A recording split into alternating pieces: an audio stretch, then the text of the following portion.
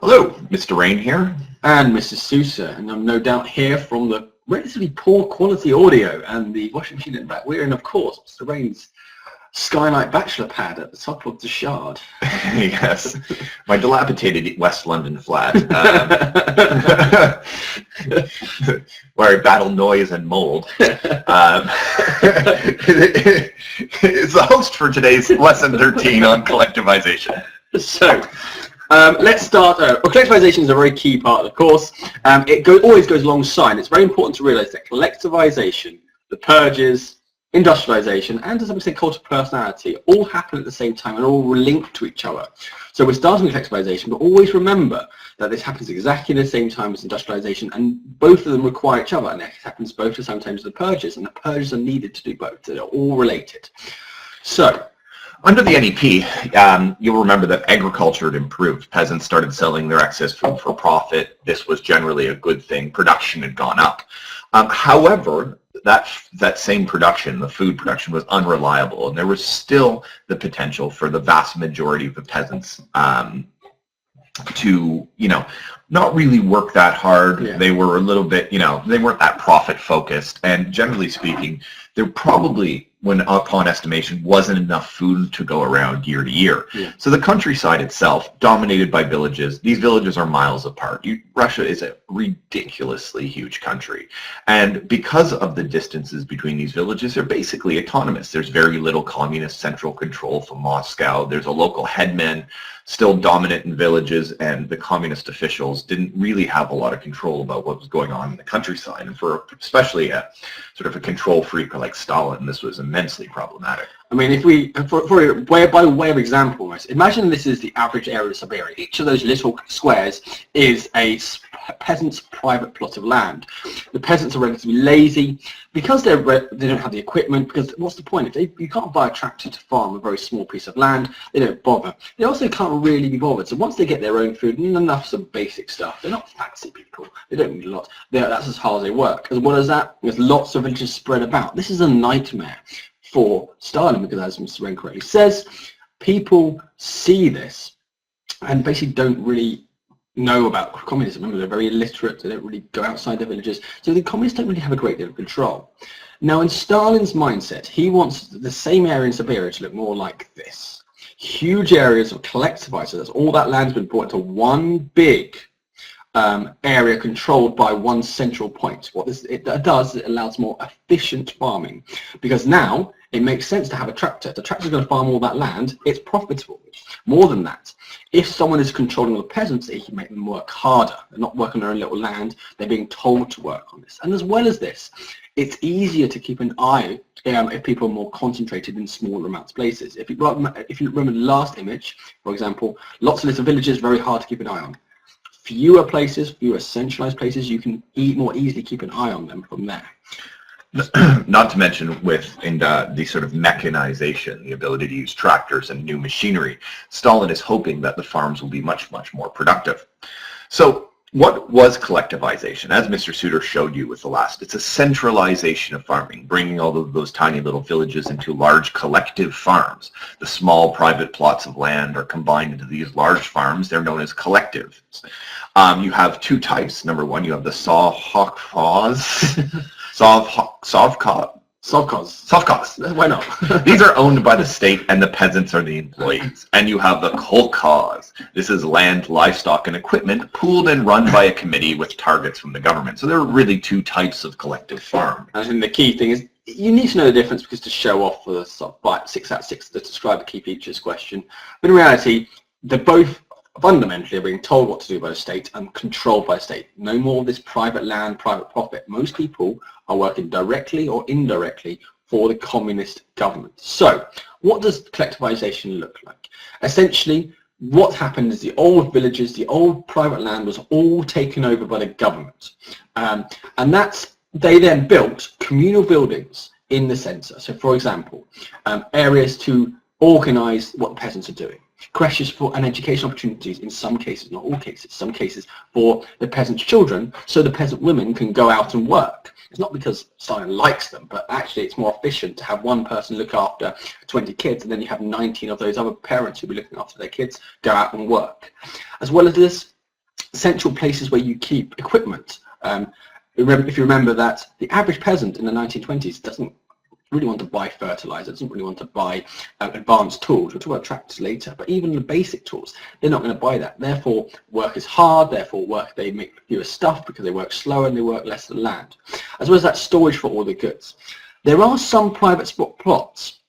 You can force peasants, once they have finished their work, to grow their own food. After Axe's work they needed to do was done. And this is interesting because what ends up happening if you are considered not working hard enough, you weren't released to go and work your plot for that week. What that means is you might not be able to have food coming down the line. So that access to plots was controlled by the government and could be used to punish lazy or naughty workers.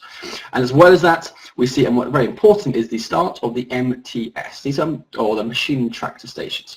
These are centralised, almost sheds to be honest, where more advanced equipment such as fertiliser, but more importantly tractors, are located.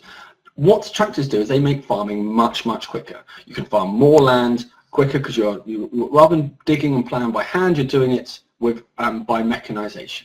These could be hired out to the various farms and therefore increase efficiency. You couldn't do this if everyone had these tiny farms, because you have to spend most time getting it to little tiny farms, which is about the size of my room, Z208 for example, and then move on to a different one, to a different one, and it doesn't work. If you have one huge farm, it makes sense to then take the farm tractor over there, work it for a couple of weeks, and then go to a different one. Interestingly, as we shall see, each of these MTS had its own NKVD, or before 1932, OGPU. Same people, different name. Officer, whose job it was to keep an eye on the peasants. And this is key.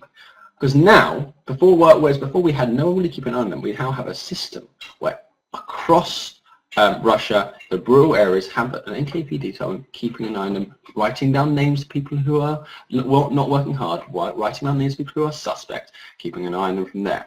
And as well as that, each collective had managers or committees in charge of it. They were what we call accountable. Accountable means that you can be punished if you do not get the results. If you do not create the amount of food that you want, the state will go, hang on, it's your job to get it, we will punish you. That doesn't necessarily mean they'll be put up against one shot, but they will be threatened, maybe thrown to a gulag in the height of the purges. These guys' job is to make sure that peasants, their workers, worked hard. Before, the peasants were their own men. If they didn't want to work the field, they didn't have to work the field. It's their own land, whatever. Now there's someone telling them what to do. This is to help push efficiency, to make everything work hard, people work harder, to make, help make to some extent the peasants work as hard as they possibly can so they can produce more food, and that food can go on to help industrialization. So why did Stalin do it? There are really two reasons. The first one is economic, the second one political. The first reason was, in 1927, there was an acute shortage of grain, the staple crop for food, of course, grain, bread.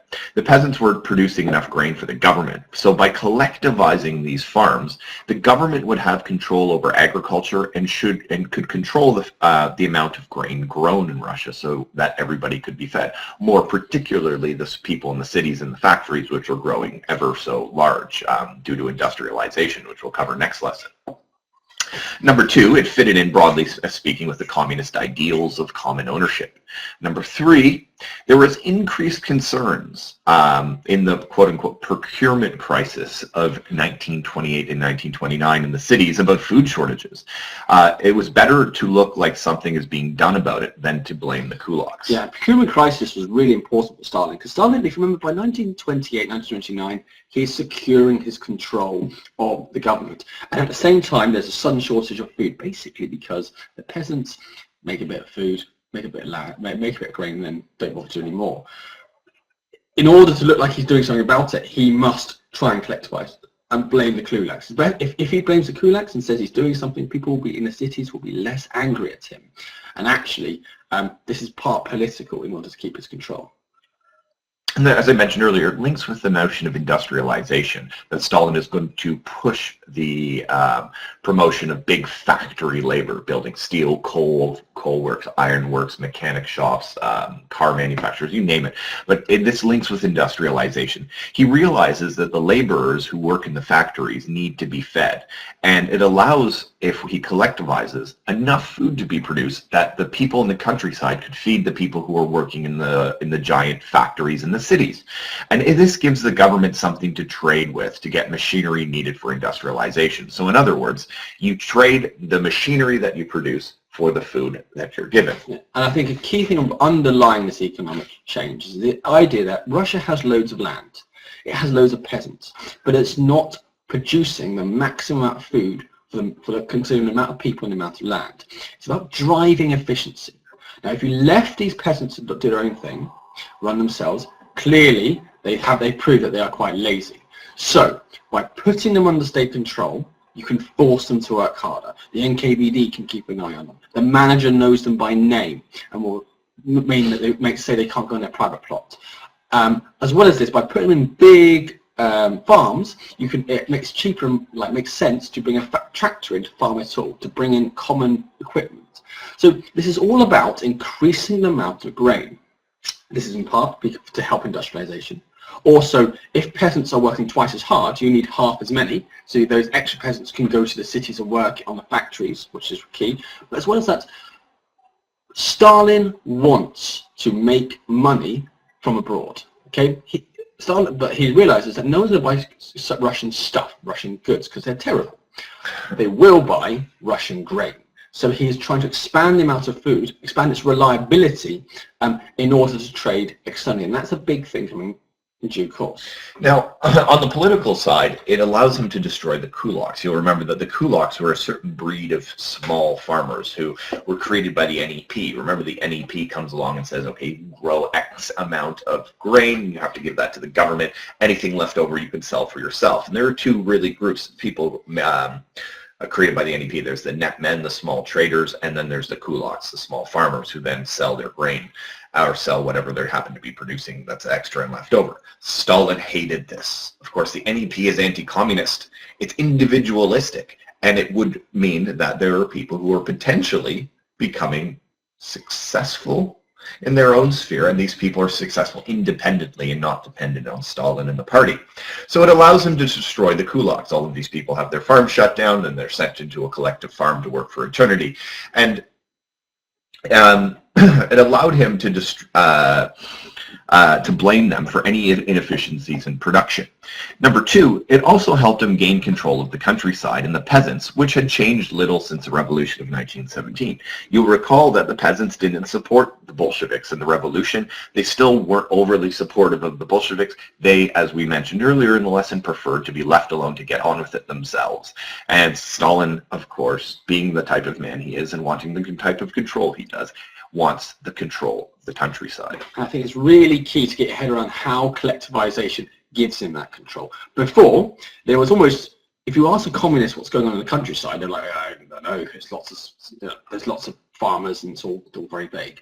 Now, there is a named manager who knows his workers, who, if there's any trouble, will report to them.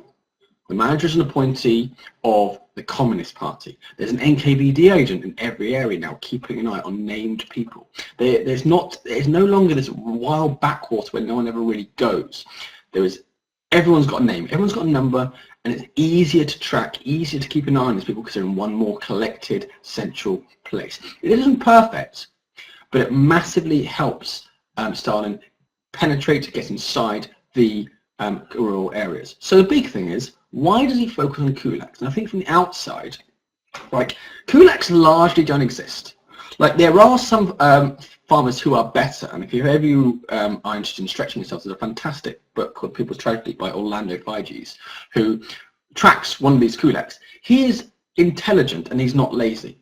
And eventually he actually gets killed. But the thing is, as you do, the thing is, these kulaks are perhaps people who work a little bit harder, who rather than spend their money on vodka, invest in new equipment, invest in new stuff, teaching stuff, new farming methods. And naturally, over time, considering the average peasant was actually fairly lazy, these are not people who are like profit orientated. These people are like do enough to get by and then crack on. But the kulaks make a bit more money. Like, they're not rich. No, they're not Kanye rich, okay?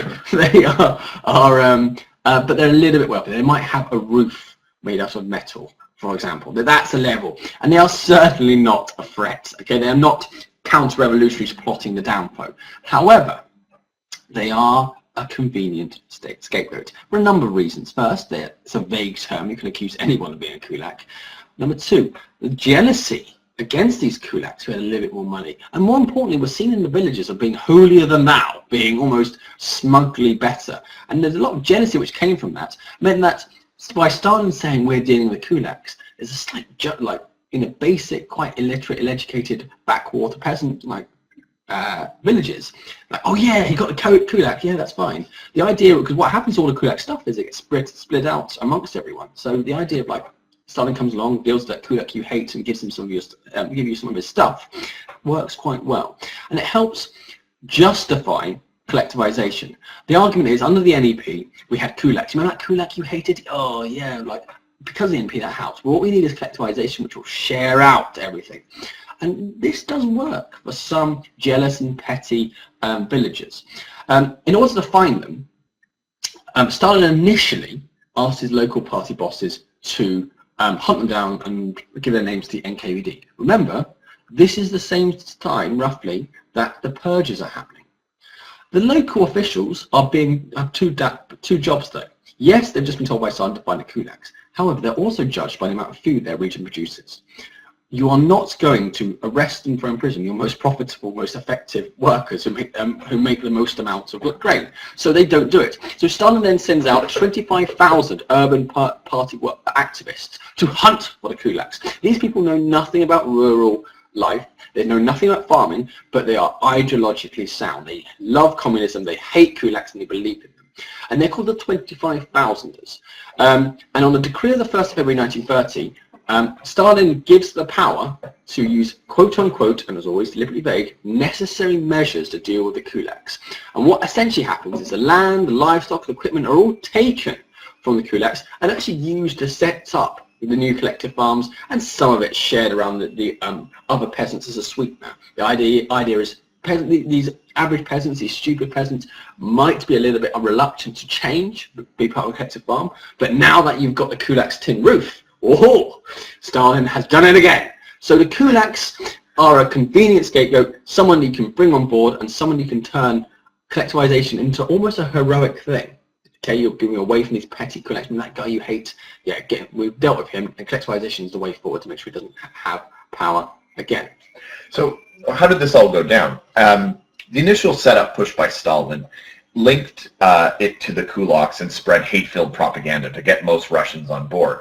This was backed up by about 25,000ers, local officials, and the OGPU, who are the pre-NKVD, who enforced this collectivization.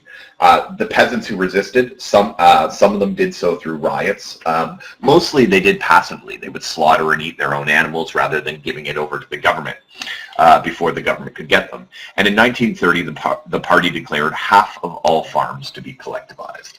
Okay, so by 1932, collectivization is going full pelt. This is interesting. If you remember what happens in 1934, when we looked at the purges lesson, it is of course Kirov. Remember we said that Kirov made his name by criticizing the pace of collectivization. Well, he's responding to this, the famine of 1932 to 1934.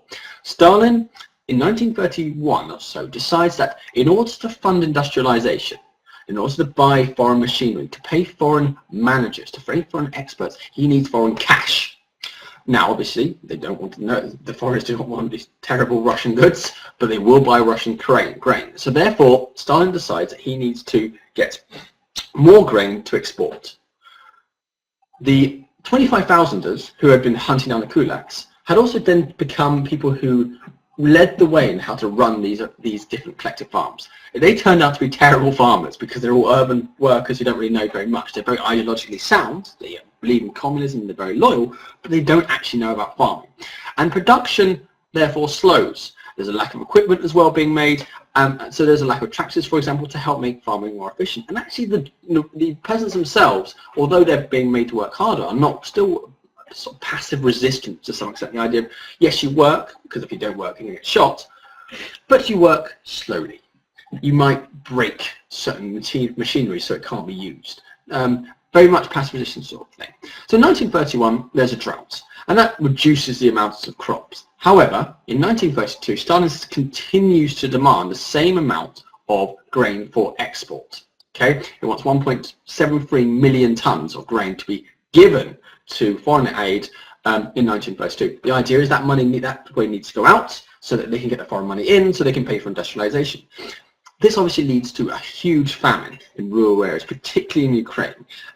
There's an argument, which you don't really need to go into, there's an argument that this was semi-deliberate because Ukraine was always a hotbed of anti-Bolshevik and anti-communist feeling. Remember, the Cossacks came from there, and they always also slightly nationalist. The idea, some of them believe that Ukraine should be separate. The evidence isn't quite there yet, and obviously it's always difficult to see how many people died in the famine, but the estimates between 3 and 7 million deaths. Robert Conquest is on the top end, but obviously there's a bit of variation there. In August 1932, he doubles down in the face of this famine and passes the law of 7/8. And essentially, this led to the death penalty for stealing, quote unquote, socialized corn. What that means is the corn belongs to the government. They might give you some of it, but the corn belongs. So if you are desperate and you're starving, and you take some of the corn, only a few bushels of corn to eat because you're starving, you are stealing it because it doesn't belong to you. You've grown it, it's on your collectivized farm, but the state owned the farm, the state owned the land, and you've stolen it by taking extra, and you could be given a death penalty. Although, despite all of this, and always key to remember that, as the peasants are not happy, they're not happy workers, and we see the continuing of passive resistance. Passive resistance is the idea that you don't shoot the NKVD man because you'll get killed, but what you do is you walk slowly to work. You brake the tractor when it comes. You make sure you're very slow in transporting the food. You might accidentally drop food along the way, which then picks up later. And so what we see in a famine, therefore, is Stalin almost uncaring over 2 years in order to get this industrial money in. And now obviously in 1934, this leads to some political problems when Kirov, as we remember from the purges, starts criticizing it. So what are the effects of all of it? Number one, overall, the amount of grain. So it's important to look at how much grain is procured, taken, and versus how much grain is produced. The amount of grain procured or taken and sold by Stalin actually goes up, and the numbers are quite significant. The exports increase dramatically. However, the amount produced remains roughly the same. There's only a slight variation in improvement in the amount of tons of grain actually produced by the people. The amount of animals declines dramatically, and there are lots of costs of equipment and staff for the secret police. So collectivization is sort of a mixed failure and success in some respects. So if we look at some of the figures, for example, the amount, so third bullet point down, the amount of grain produced between 1928 to 1935, before and after collectivization, doesn't actually change that much. 73.3 million tons to 75 million tons. So actually the amount of grain made as a whole does not change. So it looks like, therefore, collectivization is a failure. They've done all this collectivization and there's no more grain produced. However, the amount of grain taken, okay, and this is because Stalin has more control over the farms or what can be taken, doubles. Goes from 10.8 million tons to 22.6 million tons between 1928 and 35. So while the amount of food produced stays the same, because they control much more the countryside, they can take more. So actually it is helpful in that regard. Obviously, if you take more food but people have it's produced the same, the people who suffer are the peasants. On the political side, the short term in the short term it causes some problems. Obviously there's some peasant resistance. Mr. Suter talked a few minutes ago about peasants breaking their machinery and dropping food and so on and so forth, and this actually leads to the fact that not a heck of a lot more is produced.